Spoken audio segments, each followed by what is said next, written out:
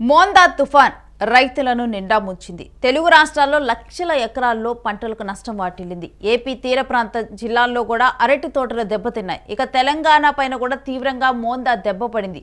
ఉమ్మడి కరీంనగర్, మహబూబ్ నగర్, నల్గొండ జిల్లాల్లో పంట నష్టం వాటిల్లింది. ఇక పంటలను చూసి కన్నీరు పెట్టుకుంటున్నారు రైతులు. ఇటు హుస్నాబాద్ వరంగల్లో పరిస్థితిని మనం చూస్తున్నాం. సిద్దిపేట మార్కెట్లో పరిస్థితిని మనం చూస్తున్నాం. అక్కడ రైతు అయితే అక్కడ పంట పొలాలను చూడటానికి వచ్చిన వాళ్ళను కూడా చూసి ఆమె అయితే ఎంత ఆవేదన చెందుతున్నారంటే, వాళ్ళు 6 కాలం కష్టపడిన పంట ఆలగడ్డ నంద్యాలలో పరిస్థితి చూస్తున్నా. రోడ్ల మీద ధాన్యాన్ని ఆరబోసారు. మొత్తం కూడా రోడ్ల మీద అదంతా కూడా కొట్టుకుపోయిన దృశ్యాలు మనం చూస్తున్నాం. మరొక వైపు సిద్దిపేట మార్కెట్లో ఉన్నటువంటి ధాన్యపు బస్తాలు మొత్తం కూడా తడిసిపోయిన దృశ్యాలను మనం చూస్తున్నాం. ఈ విధంగా కూడా ఇంకా తడిచిపోయిన ధాన్యం అసలు ఎందుకు కూడా పనికిరాదు, అది మొలకలు వస్తుంది.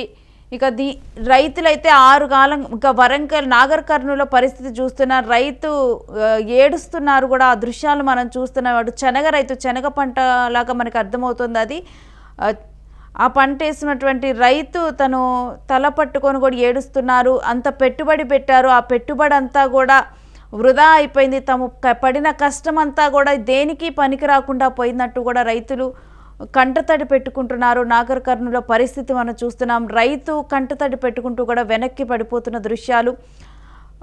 రైతుల కష్టాలు, భారతదేశ వ్యవసాయం, వర్షాధార వ్యవసాయం ఎప్పుడు కూడా ప్రకృతి మీద డిపెండ్ అయ్యే ఉంటుంది. ఎక్కడికక్కడ కూడా రైతుల కన్నీళ్లు చూశారు కదా. ఆ రైతు అయితే తను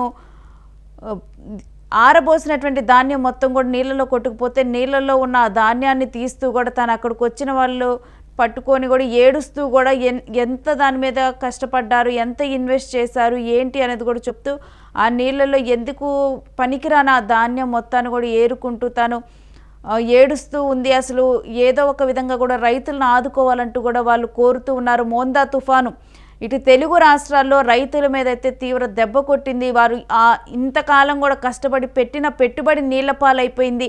వాళ్ళ శ్రమంతా కూడా వృధా అయిపోయింది.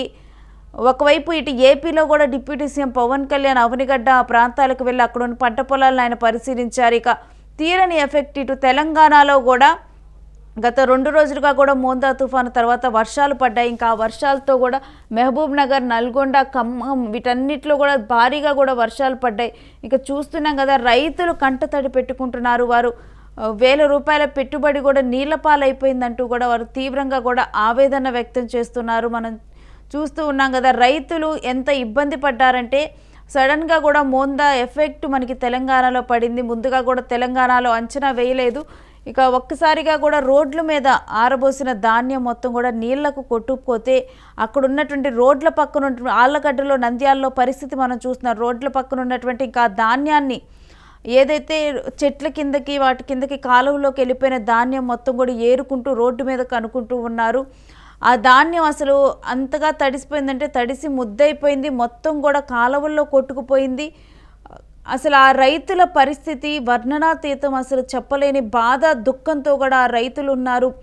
నాగర్ కర్నూల్లో కూడా వాళ్ళ పంట పొలాలు దెబ్బతిని కూడా శనగ రైతులు కూడా ఇటు వాళ్ళ పంట పొలాలు దెబ్బతిని ఆయన అయితే నష్టం మొత్తం కూడా పెట్టిన పెట్టుబడి అంతా కూడా నష్టమైపోయిందని చెప్పి కూడా తమకి అప్పులు చేసి పెట్టిన పెట్టుబడి ఒకవైపు పోయింది. మరొక వైపు ఏమో ఆ డబ్బులతోనే తమ కొడుకులు స్కూల్కి కానీ వీటన్నిటికీ కూడా